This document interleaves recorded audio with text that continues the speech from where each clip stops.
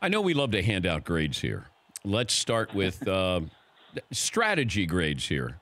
Who gets your top grade from the first round? I would say Baltimore did a nice job of moving around.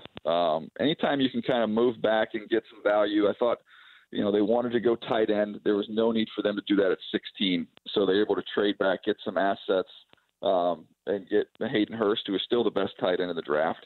And then, having some extra assets allowed them to come back up at 32 and take a shot on Lamar Jackson. Joe Flacco's on the clock, right? Oh, no question. I'm sure it was probably an uncomfortable night for him. But, the other side of it is Lamar Jackson, that's going to take some time. He's not as advanced as Deshaun Watson was coming in last year to take over that job one game in. I'd be very surprised if Lamar was able to do that so early in the season. Well, this is what I wanted to know, though. Do you think that the Ravens had the foresight to go, let's bring in RG3, similar skills to Lamar Jackson, so when he comes in, you have somebody who can help him, and this is going to be probably at least a 2-year process for him. Or do you think that's just a coincidence that they signed RG3 and then they got the opportunity to draft Lamar Jackson? Well, that's a great point. I know they didn't bring in RG3 to teach him how to slide.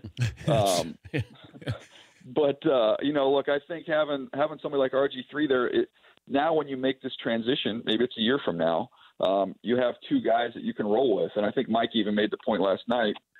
If you are going to move your quarterback and run him around a little bit, you better have another one. So I think it does make sense and some foresight there to bring him in ahead of time. And I guarantee you, as they were kind of going through the scouting process and started, kicking around the idea of Lamar Jackson, I'm sure that made the RG3 thing make a lot more sense. Dan, I got to tell you a quick story real quick on the Lamar Jackson thing before we run. You're always talking to teams, and you're trying to get information, and they don't say anything, right? Nothing. So I call my buddy with the Ravens, and he'll probably kill me for telling you this. I call him, and he's in the car on speakerphone, and I've worked with him, and he's a good buddy. And so I would never ask him who they're going to pick. But his son's in the car, and he's in the back seat, and so his son's 9 years old. And I'm on speaker, and I go, hey, what are you guys doing? He goes, I just left my son's Little League game.